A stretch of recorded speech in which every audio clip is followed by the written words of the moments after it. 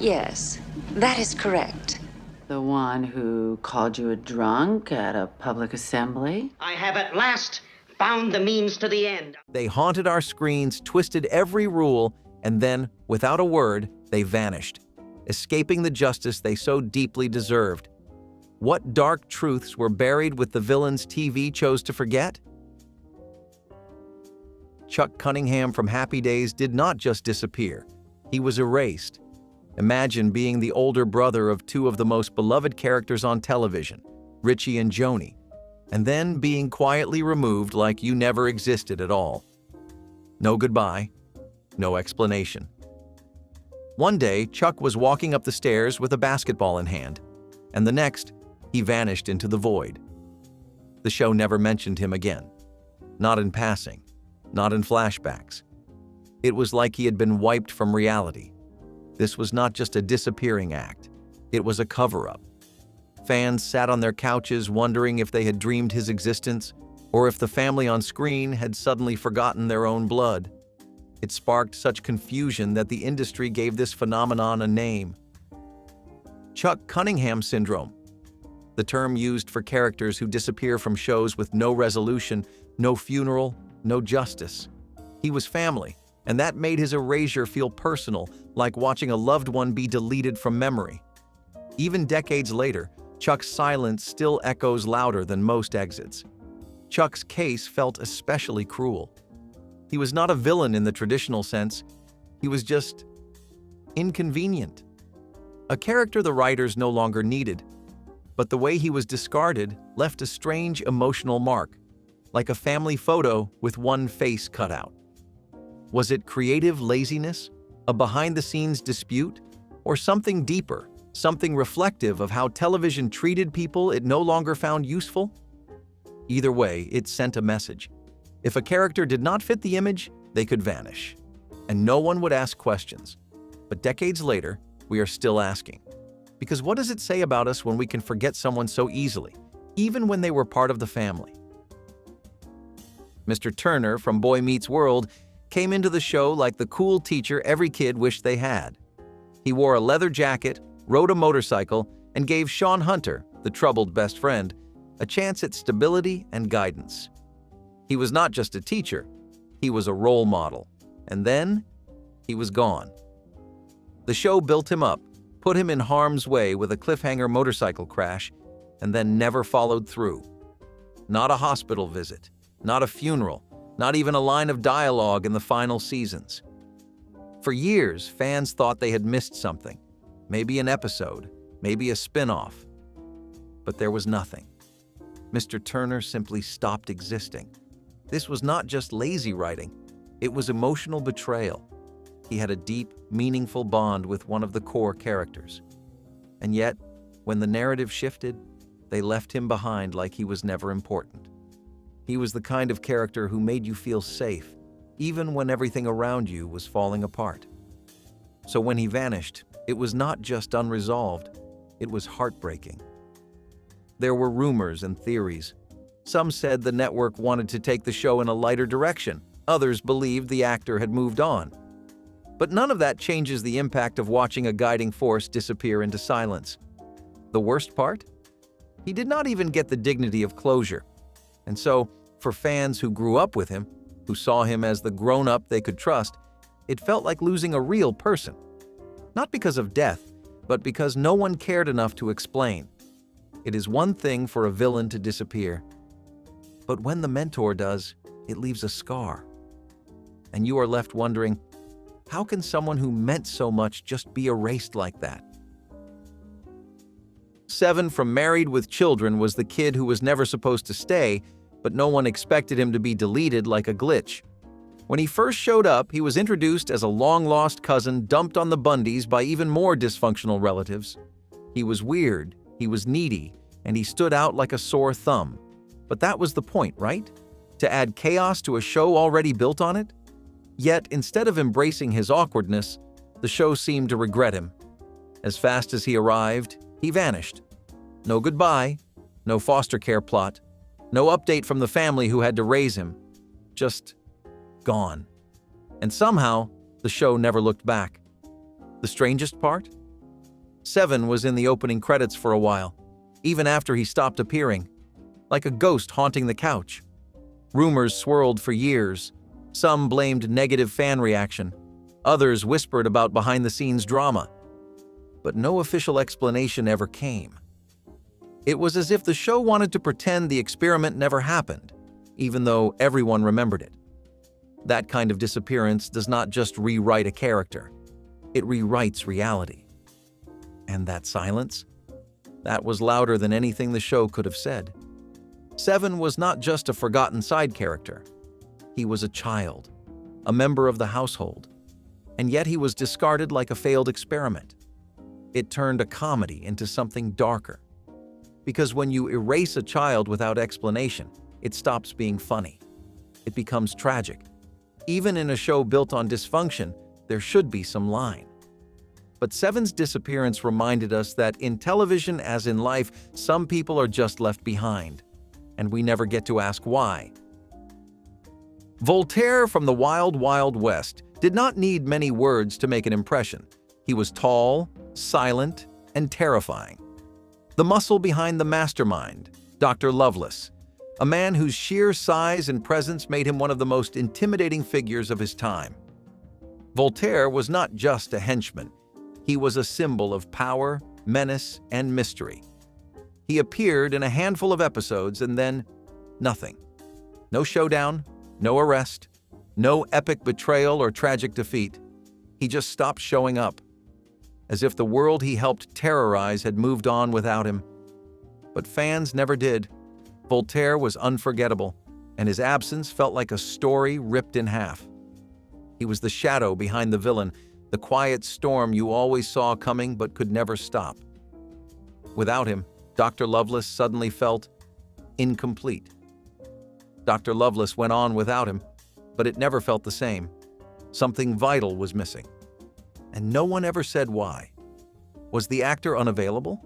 Was the role too intimidating for family-friendly television? Or did the writers simply not know how to end him properly? It is easy to forget henchmen. They are seen as disposable. But Voltaire was more than that. He loomed. He lingered. And when he disappeared, it felt like something had gone unresolved, like a threat still hanging in the air. In the world of Western espionage, justice was supposed to be swift, but Voltaire escaped that.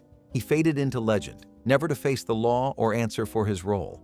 And in that silence, a question remains. How do you stop a villain who never got caught? The cigarette-smoking man from the X-Files was more than a villain. He was fear itself in human form, a shadow in a government office, a whisper behind every lie. He was the embodiment of the conspiracy, the man who knew too much and said too little. Every time he showed up, something terrible was about to happen. He outlived threats. He outsmarted agents. He even survived multiple deaths. Shot, burned, left for dead. But somehow, always returning. Until one day, he didn't. Or did he? His final fate remains a foggy question mark. Was he truly killed by a missile strike in a desert? Or did he escape again, slipping back into the shadows one last time? The show never gave a clear answer, and maybe that was the point. He was never meant to be caught, never meant to be punished. He represented everything that could not be touched, a system, a secret, a sickness at the heart of power. He was not just a man, he was a warning. When he vanished, it was not an ending, it was an echo. And sometimes the echo is worse than the original threat. And when he disappeared, it was not closure. It was a loose end wrapped in silence, the worst kind. Fans were left staring into the static, wondering if the monster was still out there. And the real horror? Maybe he always was. Buzz Hickey from Community was not just another eccentric professor at Greendale. He was a man of mystery, regret, and quiet fury. Played by the ever-intense Jonathan Banks, Hickey brought a weight to the show that no other character could. He was the kind of man who said little but carried a lifetime of hard lessons in every glare and grumble. Season 5 let him breathe, even if just barely. He connected with Abed. He opened up, bit by bit, revealing a past full of discipline, distance, and deep emotional fractures. And then, just like that, he was gone. Not even a slow fade. No final bow. By season 6, Buzz Hickey was only a photograph on a memorial wall, dead, forgotten, and brushed aside with a line of exposition that felt colder than any eulogy. No one said how he died. No one shared what he meant. It was a brutal exit for a character who brought so much depth to a show, often dancing on the edge of absurdity. He had the makings of a quiet icon, an unlikely father figure for the lost and the broken, and to erase him without care was to erase the heart he gave to the chaos. Some say Jonathan Banks left for Better Call Saul. But even if that is true, what was stopping Community from giving him a farewell worthy of the name? Hickey was not a punchline. He was a wounded soul. And the lack of closure felt like a betrayal, not just of the character, but of the audience who saw something human in him. His disappearance was not justice, it was indifference. And in a show obsessed with honoring tropes and meta-references, it is ironic that Buzz Hickey was treated like a trope himself. Here one season, gone the next. Just another ghost in Greendale's halls. Monica Dawson from Heroes should have been a game changer. She had one of the coolest powers introduced in the entire series, the ability to mimic any action she saw perfectly, instantly. She was young, smart, determined, and she had a real connection to the larger story. But in a series that promised to celebrate unique gifts, Monica's gift was quietly buried. She was introduced in season 2, given a small arc of personal growth, and then nothing. No death, no abduction, no heroic sacrifice. She was never seen or mentioned again, like she had never existed. It was a silence so sharp it felt deliberate. The kind that makes you wonder if something was taken from us, if the show got scared of its own potential. Monica was more than her power. She represented possibility, representation, legacy. She was a black heroine in a world that sorely lacked them. But she was dropped without explanation, as if her story was just a side note in someone else's saga. Fans kept asking, what happened to Monica? Where did she go? But the show never answered. Not in later episodes, not in comics, not in any spin-off. Her narrative thread was cut, clean, and cruel. And with it, something powerful was lost. In a series that kept bringing back characters from the dead, Monica's absence felt intentional, which made it hurt even more. Heroes promised to be about people discovering greatness inside themselves. But when it came to Monica, they blinked and let her fade away. Celia Hodess from Weeds was not just a villain. She was the venom that gave the show its bite. Narcissistic, manipulative, delusional, but also oddly magnetic. She began as the annoying suburban neighbor, but evolved into a full-blown antagonist, injecting chaos into every scene she touched. And yet, in the end, she simply disappeared. No fiery ending, no justice served, just gone. Her last appearance was quiet, out of step with the rest of her character's dramatic flair. And after that, nothing. The show moved on, almost pretending she never existed. That absence spoke louder than anything she ever screamed on screen. Celia had been a linchpin of the early seasons, a foil to Nancy, a danger to herself and others. She spiraled, she burned bridges, and she always clawed her way back into the spotlight. Until one day, the spotlight cut off.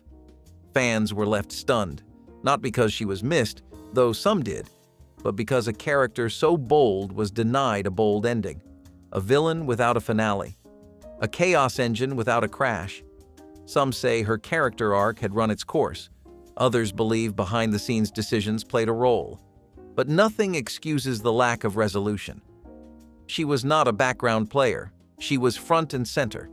And when a show lets someone like that vanish without a reckoning, it leaves a gaping hole where drama and accountability used to be.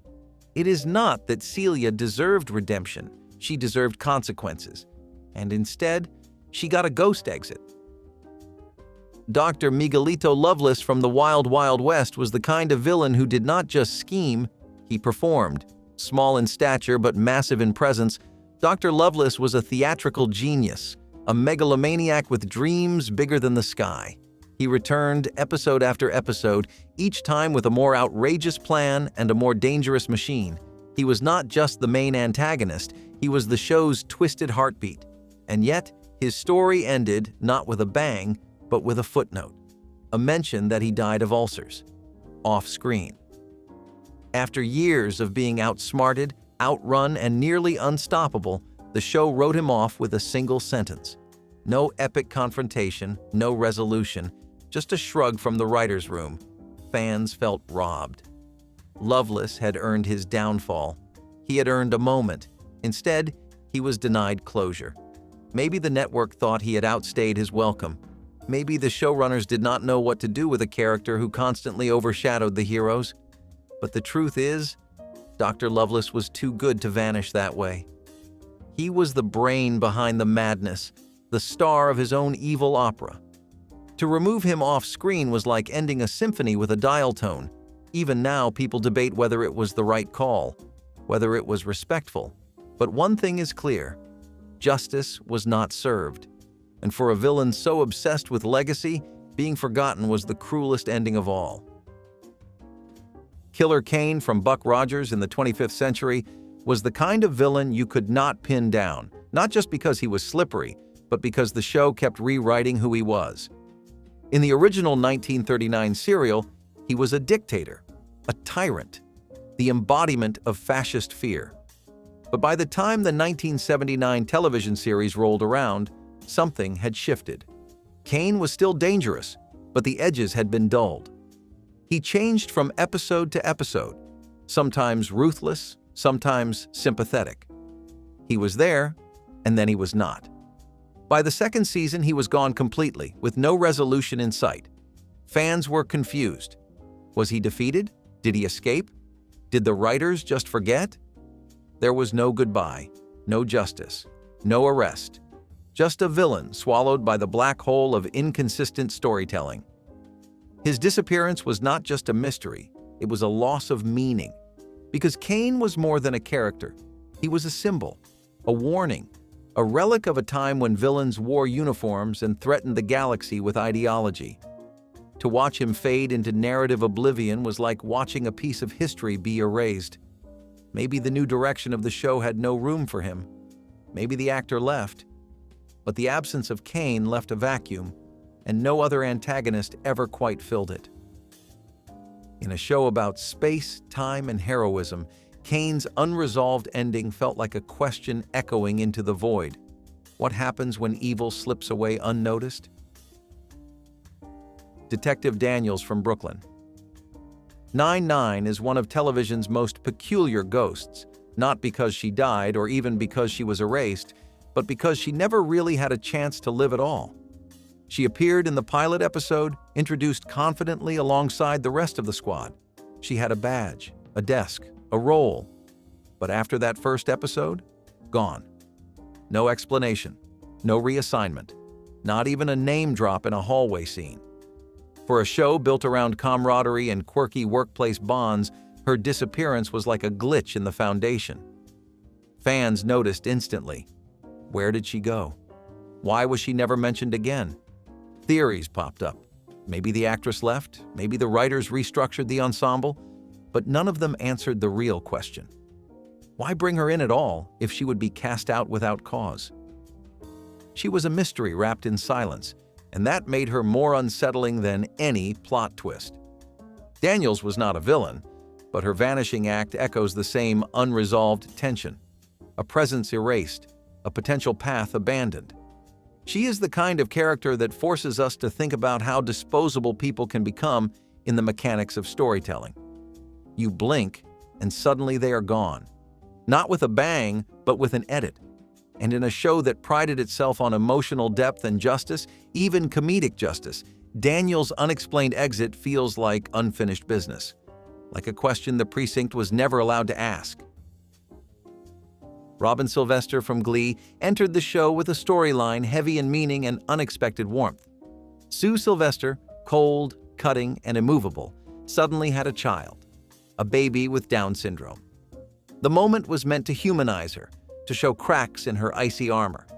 And for a while, it worked. Robin brought new dimension, new vulnerability, and the possibility of real emotional growth for Sue. But then, nothing. No character arc, no parenting scenes, no future. Robin faded into the background so fast it felt like the show regretted introducing her. One minute, she was a symbol of unexpected hope. The next, she was an afterthought. Not only was her storyline abandoned, but her very existence became almost invisible. This was not just careless, it was cruel. Because Robin represented more than a plot device. She represented a child, a reality, a challenge. Her presence mattered, and her disappearance, unspoken and unexplored, stripped away something deeper. Glee was never subtle, but this silence was loud. It said, "This part of the story does not fit anymore." And that message hurt. The audience had been asked to care, to feel, to hope. And then they were told to forget. There was no justice here, just an erasure of vulnerability. And for a show built on acceptance and self-expression, abandoning Robin was more than a misstep. It was a betrayal. Santiago Herrera from Friday Night Lights was not just another player on the field. He was the comeback story, the underdog. The troubled teen Coach Taylor took a chance on. Santiago had no stable home, no future, until football entered his life. And then, through grit and guidance, he began to change. Fans saw it. They rooted for him.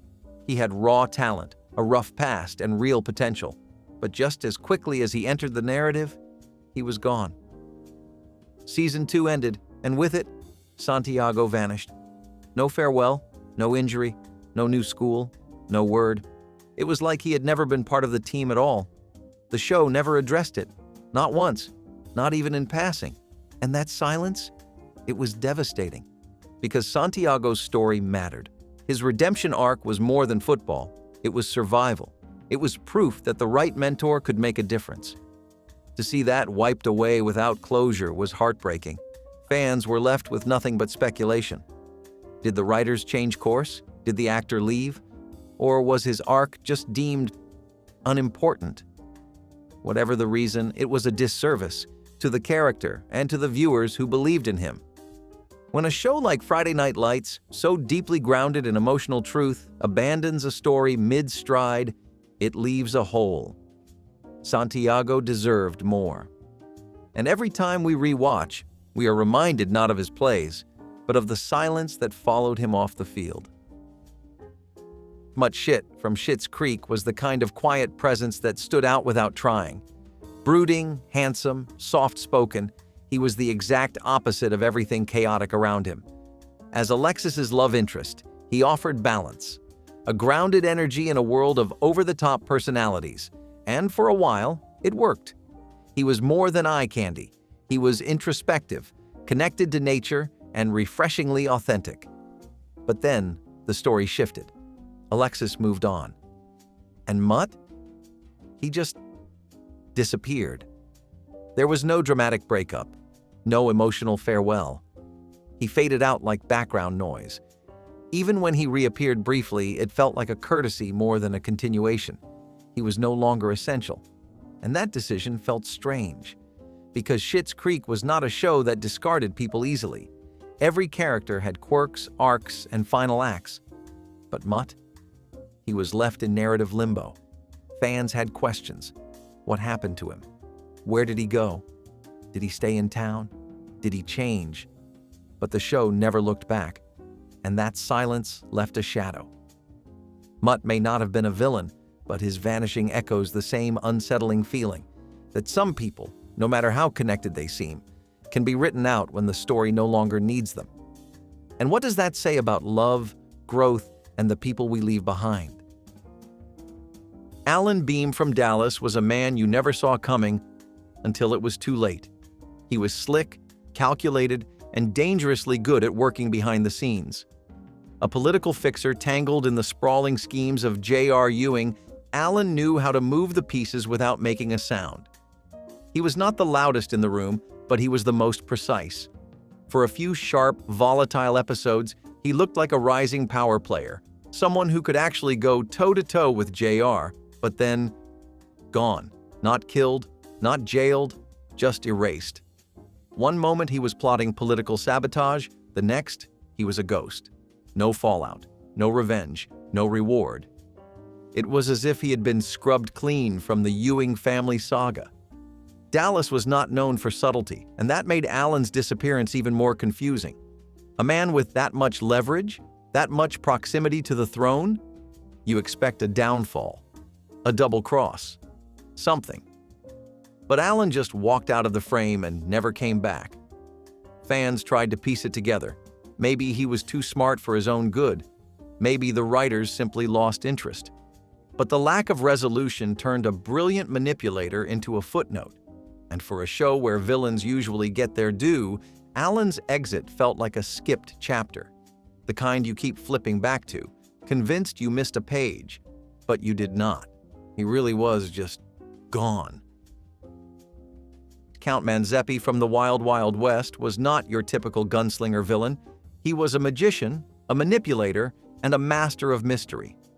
Played with theatrical brilliance, he brought a surreal, almost supernatural flair to a show otherwise rooted in steampunk espionage and Old West grit.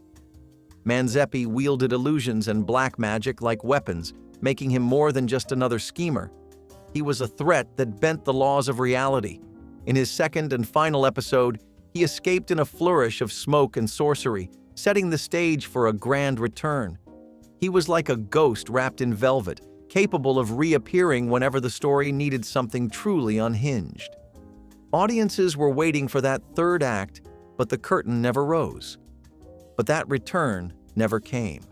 No arrest, no battle, no conclusion. He was never seen or mentioned again, not even as a rumor in passing. And for a villain so extravagant, that silence was deafening. Fans were left hanging in a spell that never ended. Why introduce such a flamboyant antagonist if you had no plans to finish his story? Was he too strange? Too supernatural? Or did he steal too much of the spotlight?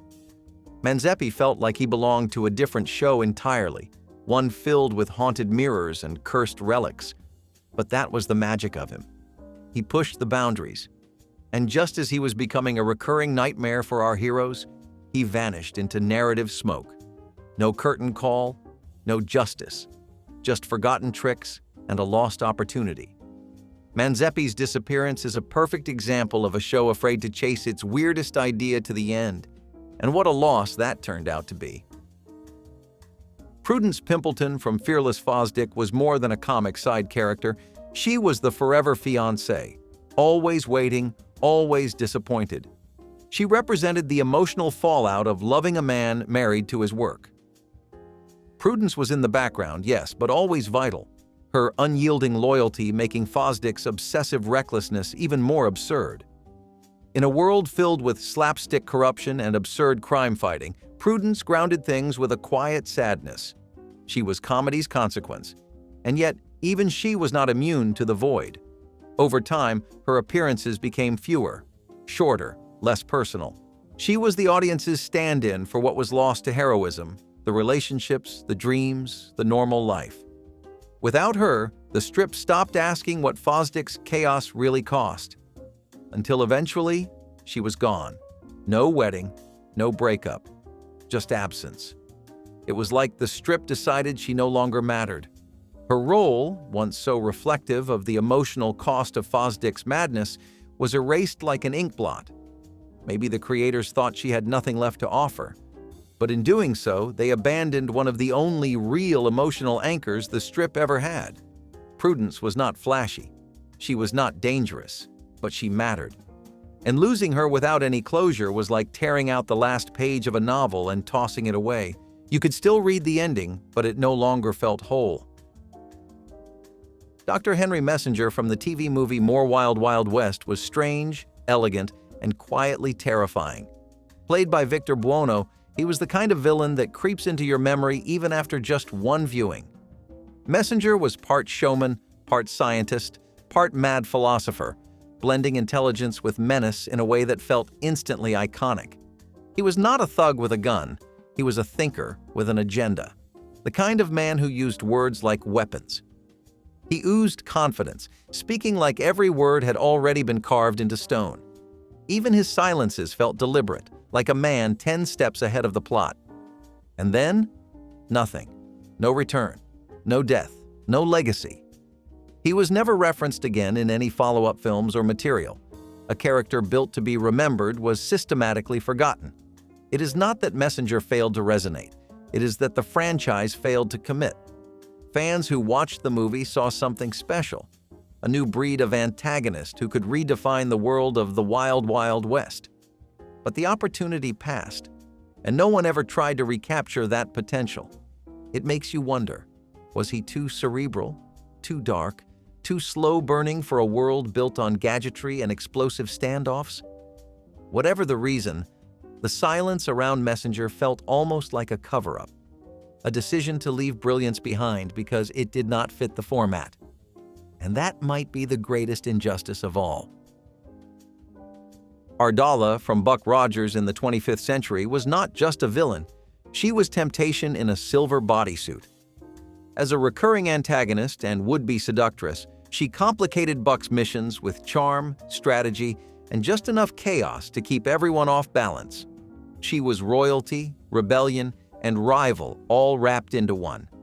Her chemistry with Buck was electric, her motives always just slightly askew. Sometimes she wanted conquest, sometimes companionship, but always on her terms. She never begged for screen time, she commanded it, with a gaze that made heroes flinch. Losing her felt like tearing glamour right out of the galaxy. She had the depth to be a true foil, equal parts danger and desire. No other character could match her flair or command the screen quite like she did. To see her story end without a finale was like closing a book in the middle of a sentence. She appeared often enough to feel like a major player, until suddenly she didn't. There was no dramatic farewell, no on-screen downfall, just silence. One episode she is there, manipulating kingdoms and toying with loyalty. The next, she is gone, as if the stars swallowed her whole. Fans were stunned. How could a character so vivid be erased without a trace? Some speculated that the writers had moved on to other themes. Others believed behind-the-scenes changes redirected the show's trajectory. But none of that eased the feeling that something had been stolen. Ardala represented power with personality, a villain who was not cruel for cruelty's sake, but driven by deeper ambition. And for a show that leaned into space opera spectacle, her vanishing act left a noticeable void. Ardala never got justice. She never got her last word. And that silence speaks volumes. The chief from Fearless Fosdick was corruption in a fedora. Loud, belligerent, and always barking orders that made no sense. He was Fosdick's superior, but rarely his moral one. The chief was part of what made the strip so biting, a satire not just of crime fighting, but of the broken institutions behind it. He was laziness in power, cowardice in charge. And yet, he was consistent, always around, until suddenly he wasn't. No demotion, no arrest, not even a scandal. He was the straw boss of every failed system, and that made him essential. When he vanished, so did the show's sharpest weapon, just gone. Over time, his presence withered away until one day readers realized he had been quietly removed. And no one in the strip seemed to notice. A character who symbolized everything wrong with authority was discarded without a trace. Maybe the creators thought the joke had run dry. Maybe they wanted to pivot. But removing the chief removed part of the point. His absence was not just a loss of laughs. It was the erasure of a symbol, a crooked cog in the comic machine that made the satire tick. Without him, the system seemed less flawed and less interesting. The chief may not have been likable, but that is what made his vanishing feel so unfinished. Because when power disappears without reckoning, that is not a punchline. That is a cover-up. Picket Fences was television trying to whisper the truth into our ears. while also hitting us in the face with how bizarre small-town America could be. It was not afraid to be strange. In fact, it insisted on it. A sheriff in a town where nothing ever made sense, doctors who dabbled in the unexplainable, and courtroom scenes that felt like confessionals from the American subconscious. It was dramatic, yes, but also absurd. One week was a murder case. The next was a cow giving birth to a human baby. And yet, somehow it worked. The writing was sharp, the acting top tier, and the themes always tangled with morality, justice, and what it really meant to be American in the 1990s. It was Twin Peaks without the surrealism. Or maybe the Twilight Zone dressed up as a legal drama. But shows like that do not last long. Too strange for mainstream, too thoughtful for casual viewing. It flickered out like a street lamp in a foggy town square, there one moment, gone the next. And what we lost was more than a show. We lost a mirror. Because Picket Fences was never really about small towns. It was about how weird, broken, and beautiful we all are underneath the surface. Dr. Grace Miller arrived in Season 8 of ER like a breath of cold air. Tough, capable, and direct.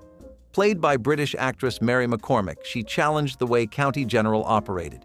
She was not there to make friends, she was there to do her job. But just as quickly as she arrived, she was gone. No transfer, no accident, no farewell. One week she was arguing over patient care, and the next, the hospital halls just moved on without her. No one asked where she went. No one remembered she had been there. There was no empty desk, no lingering look down the hallway, no handoff of her patients. Her name was not whispered in passing, nor was her absence used to reflect on hospital burnout or staff turnover. She was written out as if she had never mattered. But to viewers who noticed, her silence became a crack in the ER's realism. In a show built on life and death urgency, that silence hit differently. It felt like a glitch. Behind the scenes, it was likely just a short-term casting decision, but on screen it left a gap in the rhythm of the ER. Dr. Miller could have grown into something bigger, an outsider who slowly found her place. Instead, she became just another unsolved case. What does it say about a hospital drama when the people saving lives can vanish without anyone blinking? Some shows are just too weird and wonderful to survive. The Adventures of Brisco County Jr. was one of them.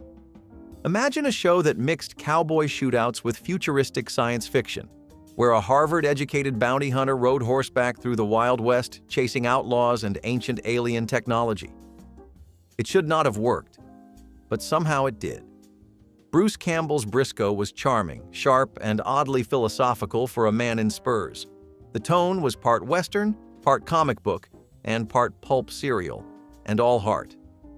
It winked at the camera, but never lost its soul. There were glowing orbs, steampunk gadgets, and a subplot about time-traveling artifacts that felt wildly out of place, and yet completely right. It was not just about justice, it was about belief. Belief in progress, in legacy, in the idea that even the Wild West had a future worth dreaming of. But television did not know what to do with it. The ratings were decent, the fan base was devoted, but it was too different, too out there. After one season, it was gone. One of the most original shows of the 1990s disappeared into the void while the world chose safer stories. Now, it lives on in whispers, on fan forums, in dusty DVD collections, in the memories of those who knew television had stumbled upon something special and let it slip away. Brisco County was ahead of its time. Maybe that was the problem. Or maybe the real adventure was just getting to see it at all. Lois and Clark. The New Adventures of Superman was the superhero show that asked a question nobody had dared to ask out loud. What if the strongest man in the world was just a guy in love? This was not about capes and cosmic stakes. It was about glances across a newsroom, about clumsy flirtation in a city that never slept, about a man who could fly but was still afraid of telling someone how he felt. Dean Kane and Terry Hatcher brought a heat and humor to Clark and Lois that made them feel more real than myth. He was not the alien savior. She was not just the damsel. They were two adults trying to trust each other, and themselves. For a moment, this show had the perfect balance. The villains were cartoonish, but the emotions were not. It was one of the few shows that dared to ask if love could be just as heroic as strength. Every look they exchanged carried the weight of 1,000 unspoken truths, and that tension made it irresistible. Instead of saving the world, Superman was trying to save his own heart, and that felt revolutionary. In a sea of stoic heroes, Clark Kent reminded us that vulnerability could be its own kind of power. And yet, just as it hit its stride, the world changed. Audiences wanted darker, sharper, slicker. And Superman, this version of him, was just too kind, too wholesome. He was not tortured enough. So the show faded, with barely a thank you, like a love letter someone stopped rereading. But for those who remember, Lois and Clark was proof that the biggest leap of faith is not taking flight. It is telling someone who you really are. Sometimes a show does not just entertain, it teaches you how to believe in your own voice. Ghost Rider was like that. It was a mystery series for kids, but it hit deeper than most adult shows dared. Set in Brooklyn, the series followed a diverse group of young friends who solved real mysteries with the help of a ghost, one who could only communicate through written words. He was not scary. He was not loud. He was a presence, a guide, a friend. And through him, Ghost Rider taught an entire generation that reading and writing were not just school assignments, they were power. The characters, from Jamal to Lenny to Alex and Gabby, were smart and real. They dealt with school pressure, identity, and fear, and still found time to solve crimes in their spare time. The show respected its viewers. It never talked down to kids. It treated them as thinkers, as questioners, as collaborators in a world that often overlooked their voices, and that made it feel like magic. But for all its quality and meaning, Ghost Rider never got the love it deserved. Maybe it was too educational. Maybe it was too sincere. Whatever the reason, it vanished after 3 seasons, leaving behind a trail of haunted keyboards and half-remembered clues. Still, for those who watched, it lit something inside, a belief that your words mattered, that your questions were worth asking, and that maybe, just maybe, something unseen was always helping you figure it all out. Early edition felt like magic without the wand. A man wakes up every morning to find tomorrow's newspaper on his doorstep. No explanation, no guidebook, just a cat, and a second chance to stop something terrible from happening. Sometimes it was a fire, a car crash, a suicide. Sometimes it was something small, but still life-changing. Gary Hobson was not a superhero. He was just a guy in a trench coat trying to do the right thing, even when it cost him everything. There was a sweetness to it, a gentleness. It did not ask what you would do with power. It asked what you would sacrifice for someone else's peace. Gary's gift was not flashy. It was quietly terrifying, a moral weight he could never put down. And every missed opportunity, every failure to stop what he saw coming, felt like a personal loss. It made heroism feel like a daily grind, not a grand gesture, and that felt more honest than any cape ever could. Every episode asked, what would you do if you had the power to change someone's fate? And then it asked again, and again, until it stuck in your chest like a quiet ache. But early edition was too soft for what came next. As television got darker and edgier, its calm optimism felt out of place. It was never flashy, it never shouted, it simply tried to be good, and that made it unforgettable, even though it has been almost completely forgotten. Maybe we need that newspaper now more than ever. Mandy Hampton was a sharp, ambitious political consultant introduced in Season 1 of The West Wing. She had presence, she had tension with Josh, she had promise. Then Season 2 arrived and Mandy was gone. Just gone. No farewell, no resignation, no tragic exit. Her name was never mentioned again. The show simply moved forward, as if she had never occupied the West Wing's halls. Viewers were left confused, scanning episodes for clues, wondering if they had missed something. But there was nothing to find. It was not a plot hole. It was a decision. She had been a central figure in strategy meetings, conflict arcs, and staff relationships, and yet her desk vanished like it had never been there. The very tone of the show shifted, sealing off the part of its world where she used to exist. Her disappearance created a vacuum, not just in the office, but in the show's moral complexity. For a series that prided itself on transparency and consequence, Mandy's erasure felt like a cover-up. A show that preached the power of process refused to process her exit. In a world where every character's arc had meaning, Mandy was reduced to an error. And in doing so, the show broke its own rules of narrative justice. Creator Aaron Sorkin later said the character just did not work, but the lack of resolution turned Mandy into one of television's strangest ghost stories. In a show filled with gravitas, consequences, and emotional depth, her disappearance left a quiet wound. What kind of message does that send when even the sharpest women in politics can be erased without a word? If you grew up in the 1990s, this show was like the cool older cousin who always knew what was up, but still made time to help you with your homework. Hangin' with Mr. Cooper followed Mark Cooper, a former professional basketball player turned high school teacher who used humor, honesty, and a whole lot of heart to guide kids through school and life. Played by Mark Curry, he was the kind of teacher everyone wished they had. He cracked jokes but never dodged the real stuff. He called it like he saw it. He cared. But the show was not just about Cooper.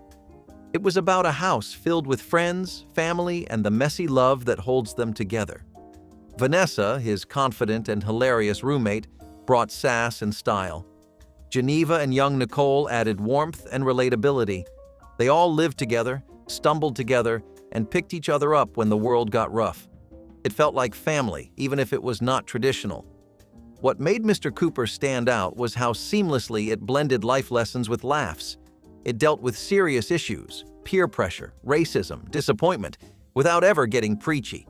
And it never forgot to have fun along the way. For 5 solid years, it was a staple of the family night lineup. Then it was gone, quietly shuffled off the schedule, with little fanfare and less reason. The reruns dried up. The impact did not. Hangin' with Mr. Cooper was one of the last sitcoms that felt like it cared about kids and adults at the same time. And for many of us, that kind of care was rare. Profiler came in like a storm. Dark, pulsing, and almost too real. This was not your polished, network-friendly crime show. This was blood under fingernails, voices in the dark, and a woman carrying the weight of too many minds inside her own. Dr. Samantha Waters was not just a forensic psychologist. She saw what killers saw. She felt what they felt. And it broke her, piece by piece. Each episode dragged her deeper into other people's nightmares, and somehow she kept walking. Strong, but unraveling. It was one of the first shows to center a woman with real psychological depth, one who was brilliant, damaged, and believable. Her empathy was both her weapon and her wound, and you felt every cut. She did not catch killers from a safe distance. She stood in their shoes, and it nearly destroyed her. Profiler did not glamorize darkness. It showed how terrifying it is to understand it. And at the heart of all that horror was a woman who still believed that truth mattered. Long before the genre exploded, Profiler was building the blueprint. But it got lost in the noise, buried under newer shows that borrowed its formula and polished it until all the raw edges were gone. Samantha's story was never wrapped up properly. Her pain, her brilliance, her strange gift, it all faded without warning. And what we lost was not just another crime show. We lost a voice that whispered the darkest truths of the human mind before we even knew how to listen. Lori Foreman was the big sister you loved to hate on that 70s show. Sarcastic, manipulative, and endlessly flirty, she was the queen bee of basement drama. Lori added chaos to the Foreman household in all the best ways, but after season 3, she simply disappeared. No explanation, no goodbye. When she did return in season 5, she was played by a different actress, and just as quickly, she vanished again. The show moved on, like Lori had never left her mark on Point Place. No one even blinked. She was not just a punchline, She was an emotional bomb waiting to go off in every room she entered. Her presence made Eric weaker, Kitty more nervous, and Red quietly furious. She was the part of the family that was never stable, and that was what made her essential. Without her, the Foremans felt safer, but a little less real. In real life, her original actress was reportedly dealing with personal struggles, and the show recast her to keep the storyline moving. But the final vanishing left a strange echo, one that felt unfinished. Lori was a complicated character, but she was also real. She represented rebellion, bad decisions, and the uncomfortable truths about growing up. To see her erased without comment, without conclusion, left a void that was never quite filled. How do you close the door on someone who made the house feel alive? There was something strange and beautiful about this show, like a bedtime story wrapped in a sitcom. Nanny and the Professor was about a mysterious English nanny named Phoebe Figalili, who arrived out of nowhere to care for the chaotic household of Professor Everett and his 3 kids. She had an air of magic about her, never overt, never explained, but always understood. This was not a flashy show. There were no laugh tracks forcing you to find it funny, no obvious special effects screaming for attention.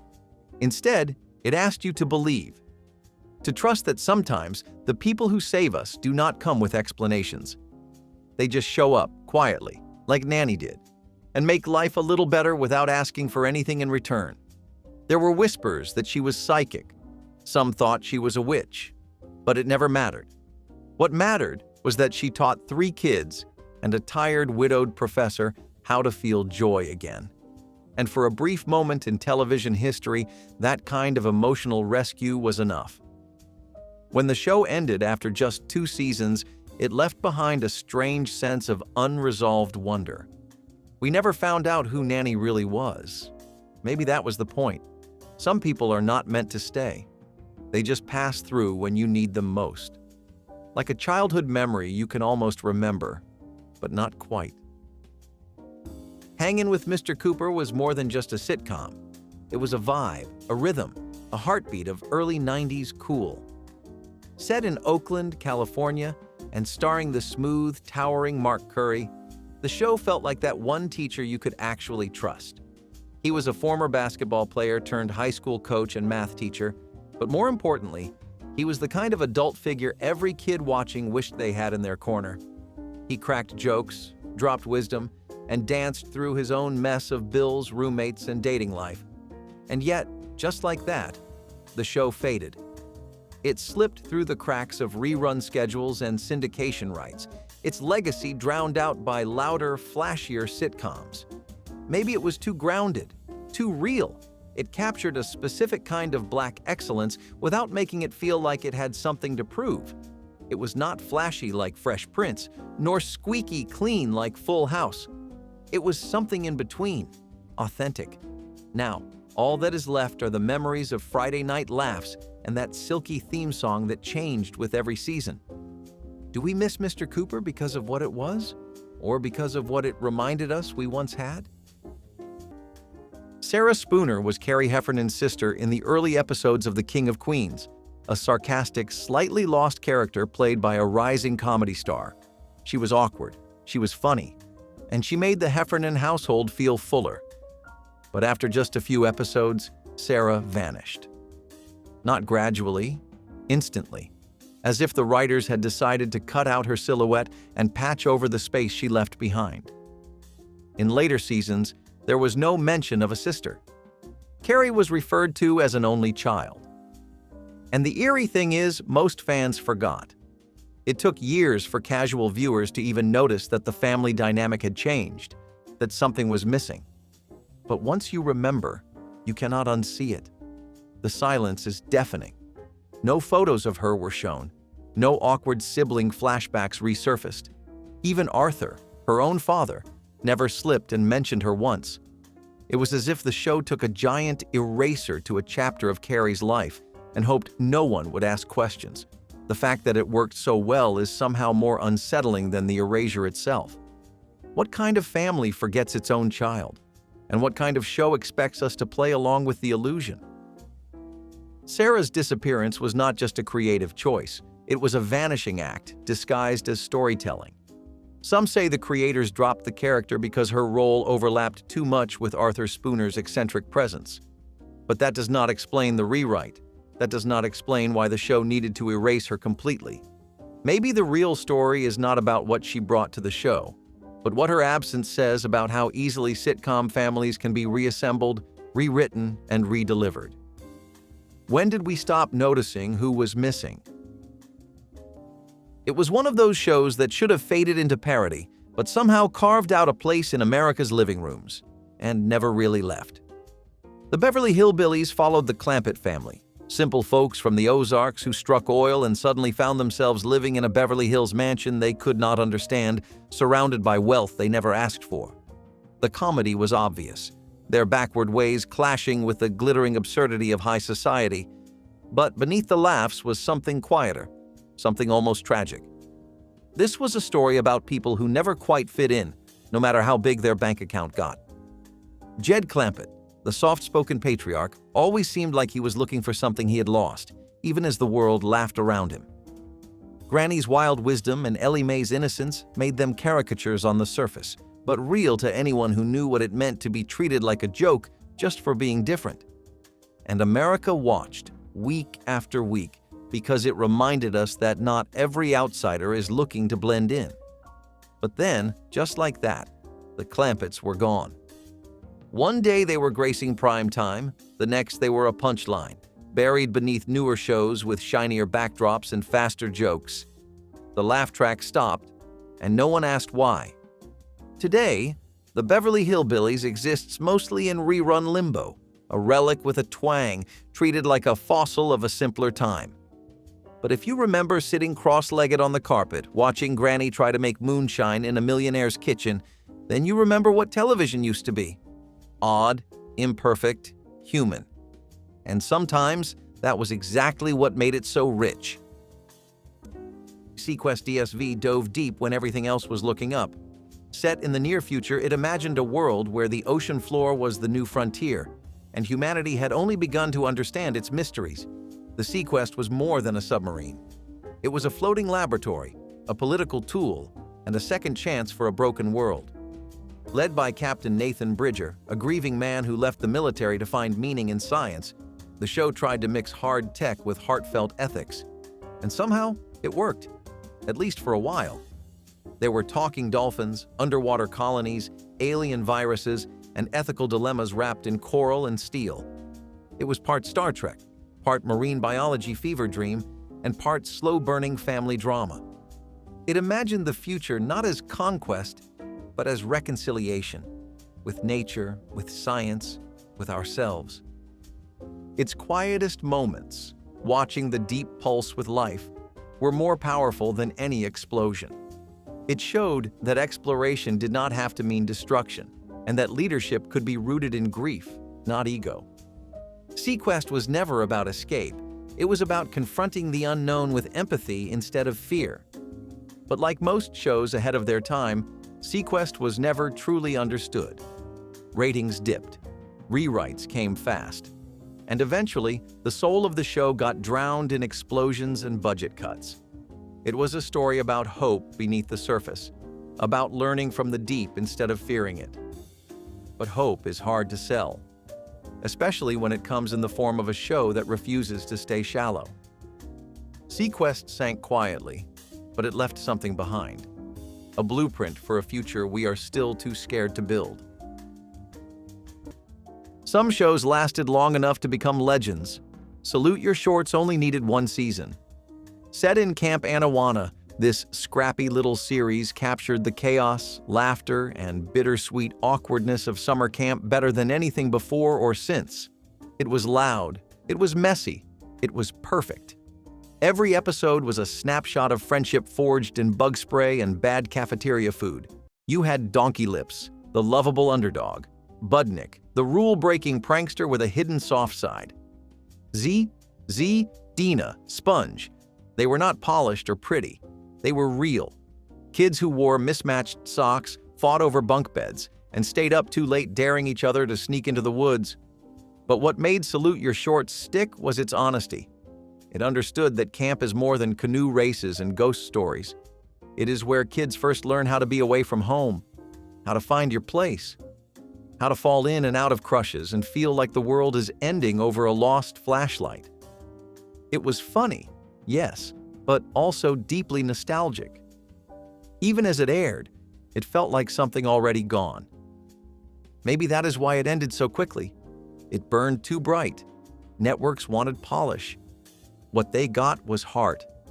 Now it survives in memory, in campfire smoke and the sound of a distant whistle, in the way the theme song still gets stuck in your head out of nowhere.